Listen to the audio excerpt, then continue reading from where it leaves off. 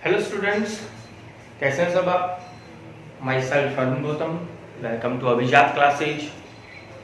Topic जो कल हम लोगों ने पढ़ा था वो डिफ्यूजन पढ़ा था, विसरण पढ़ा था। प्लांट वाटर रिलेशन की बात कर रहे हैं, चैप्टर नंबर 5। और उसी में जो दूसरा टॉपिक है वो है पारगम्यता, परमिएबिलिटी। बड़ा इजी सा वर्ड है पारगम्यता, दो शब्दों से मिलकर बना है। अपनी भाषा में बोले पार करना यानी एक स्थान से दूसरे स्थान पर जाना, गम्यता यानी गमन करना यानी आर पार जाना, बोल सकते हैं ऐसा। इससे एक नंबर का क्वेश्चन पूछा है, लास्ट ईयर भी पूछा है, एग्जाम्पल पूछा था। अपन इसके प्रकार पढ़ेंगे। ये जो शब्द है ये एक विशिष्ट गुण है। क्या है? एक विशिष्ट गुण है। किसका? सेल का, कोशिका का। तो एक छोटी सी बात मैं आप लोगों को बताऊं कि ये सेल है, सेल के अंदर ये न्यूक्लियस है। क्या है? न्यूक्लियस के अंदर बीच में इसके मसाला भर दो यानी इसका कोशिका द्रव्य, एमडीएच मसाला भर दिया। इस कोशिका द्रव्य में जल की मात्रा भी है, बहुत सारे कोशिकांग भी हैं। बाहर की साइड में एक लेयर और बना दो, ठीक है। तो ये तो कहलाती है सेल वॉल। क्या कहलाती है? Cell wall. फिर हम बात करें कि ये अंदर वाला क्या कहलाता है?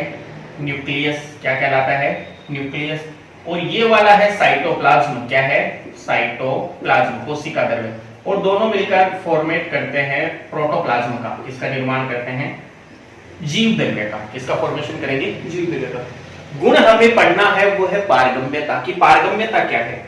तो हम ये कहेंगे कि कोई भी कोशिका हो उसके अंदर दो पदार्थ हैं, एक तो विलेय है और एक है विलायक। क्या है? एक विलायक।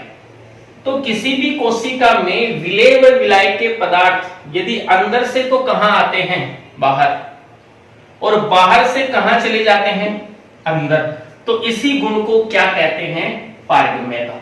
क्या कहते हैं? पारगम्यता। वापस से सुन लेना कि कोशिका का वो विशिष्ट गुण जिसमें विलेय और विलायक के पदार्थ अंदर से बाहर और बाहर से कहां प्रविष्ट हो सकते हैं? इजीली अंदर प्रविष्ट हो सकते हैं, उसे हम क्या कहते हैं? पारगम्यता कहते हैं। क्या कहेंगे? पारगम्यता।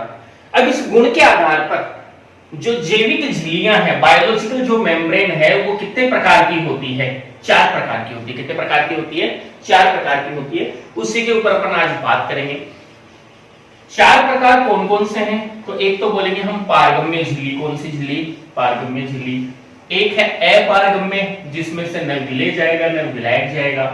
एक है अर्ध पारगम्य, जो सबसे ज्यादा इंपॉर्टेंट है, हम ऑस्मोसिस में उसके बारे में बात करेंगे। नंबर 1 के ऊपर पारगम्य झिल्ली। कौन सी झिल्ली? पारगम्य झिल्ली। तो देखो नाम से ही पता चल रहा है कि ऐसी झिल्ली जिसके आर पार विलेय व विलायक दोनों के अणु जा सकते हैं। आर पार विलेय और विलायक दोनों के अणु जा सकते हैं। एग्जाम्पल के रूप में बाहर भी आ सकते हैं और ये बाहर की साइड के अंदर यदि कोई है तो ये कहां जा सकते हैं? अंदर भी जा सकते हैं। तो जब किसी झिल्ली में आर पार विलेय व विलायक के अणु जा सकते हैं तो उसे हम क्या कहेंगे? पारगम्य झिल्ली। एग्जाम्पल क्या है इसका? सेल वॉल, कोशिका भित्ति। कौन सी भित्ति? कोशिका भित्ति। तो क्वेश्चन भी किस टाइप का पूछा जाएगा? उस जैविक झिल्ली का उदाहरण बताइए जो विलेय व विलायक दोनों पदार्थों के लिए पारगम्य है। क्लियर हुआ? नंबर 2 पर हम लोग बात करते हैं अपारगम्य की। कौन सी झिल्ली की बात करेंगे? अपारगम्य झिल्ली की। कि अपारगम्य क्या है? तो भाई नाम से पता चल रहा है। क्या पता चल रहा है नाम से? कि जिसमें कोई भी आर पार नहीं जा सकता, न विलेय के अणु जा सकते हैं और न विलायक के अणु जा सकते हैं। तो दूसरी झिल्ली है हमारी अपारगम्य झिल्ली। कौन सी झिल्ली है? अपारगम्य। एग्जाम्पल ये कोई जैविक मेम्ब्रेन है, अंदर की साइड के अंदर इसमें क्या है? विलेय और विलायक। न तो ये बाहर आ सकते हैं और न बाहर से इसमें कोई कहां जा सकता है? अंदर जा सकता है। तो ऐसा जो गुण है वो गुण क्या कहलाता है? अपारगम्य का गुण। और ऐसी झिल्ली जो इस तरीके का बिहेव करती है उसे हम कहते हैं कौन सी झिल्ली? अपारगम्य झिल्ली। बोले सर एग्जाम्पल कौन से इसके? एग्जाम्पल इसका एक तो है कॉर्क, नाम सुना होगा। और दूसरा है क्यूटिकल की परत। किसकी परत? क्यूटिकल की परत। देखो ये क्यूटिकल जो है ये मोमीय परत है। कौन सी परत है? मोमीय परत है। रेगिस्तान वाले इलाकों में जो पेड़ पौधे पाए जाते हैं उनकी पत्तियां मांसल होती है और उन पे क्यूटिकल का आवरण पाया जाता है, क्योंकि रेगिस्तान में पानी की कमी होती है और वहां हमें वाष्पोत्सर्जन कम से कम करना है, क्योंकि हमें जल हानि नहीं करने देनी, इसलिए वहां किसकी परत पाई जाती है? क्यूटिकल की। अब ये नाम तो कई बार सुना आप लोगों ने, क्या नाम? कॉर्क। होता क्या है कॉर्क? तो हम ये कहेंगे कि जो तने होते हैं उन तनों में बाह्य त्वचा के स्थान पर, किसके स्थान पर? उन तनों में बाह्य त्वचा के स्थान पर मृत कोशिकाओं से बना, बाह्य त्वचा के स्थान पर मृत कोशिका से बना मोटा उत्तक स्तर पाया जाता है। मोटा उत्तक स्तर पाया जाता है जिसे हम कॉर्क कहते हैं। क्या कहते हैं उसे? हम कॉर्क। तो एग्जाम्पल कॉर्क और दूसरा कौन सा है? क्यूटिकल। कोई पूछे कि क्या है कॉर्क, पूछेगा कोई नहीं, लेकिन आप लोगों को पता होना चाहिए कि तने के बाह्य त्वचा के स्थान पर मृत कोशिका से बना मोटा उत्तक स्तर पाया जाता है जिसे क्या कहते हैं? कॉर्क। और ये कॉर्क क्या काम करता है? ये कॉर्क हवा व पानी को पेड़ के अंदर नहीं जाने देता। किसको? आप लोगों ने पेड़ देखा है, पेड़ पर ये मोटा मोटा सा आवरण देखते हो आप लोग, है ना? अपनी मारवाड़ी भाषा में इसको छोड़े बोलते हैं, ठीक है। अब ये कॉर्क क्या काम करते हैं? न तो अंदर किसको जाने देंगे? हवा को, और न किसको अंदर जाने देंगे? पानी को। क्लियर? तो अब हम बात कर रहे थे अपारगम्य झिल्ली की। क्लियर हुआ कि न तो विलय के अणु अंदर जा सकते हैं, न विलायक के अणु अंदर जा सकते हैं, और न ही विलय व विलायक के अणु कहां आ सकते हैं? बाहर आ सकते हैं। नंबर 3 के ऊपर हम बात करेंगे अर्धपारगम्य झिल्ली की। किसकी बात करेंगे? अर्धपारगम्य झिल्ली सबसे ज्यादा इंपॉर्टेंट है। प्लांट फिजियोलॉजी में कई जगह ये काम आने वाली है कि अर्धपारगम्य झिल्ली क्या है। देखिए, अर्धपारगम्य झिल्ली, अर्धपारगम्य झिल्ली क्या है? जो विलायक के अणुओं को, तो किसके अणुओं को? विलायक के अणुओं को तो आर पार जाने देती है, यानी अंदर भी जाने देती है और कहां आने देती है? बाहर आने देती है। लेकिन विलय के अणुओं को, किसके अणुओं को? विलय के अणुओं को न तो अंदर जाने देती है और न बाहर आने देती है। ऐसी झिल्ली कौन सी झिल्ली कहलाएगी? अर्धपारगम्य झिल्ली कहलाएगी। क्या कहलाएगी? अर्धपारगम्य झिल्ली कहलाएगी। और इसका जो एग्जाम्पल है वो है सेल मेम्ब्रेन। सेल मेम्ब्रेन, कोशिका झिल्ली। कौन सी झिल्ली? कोशिका झिल्ली।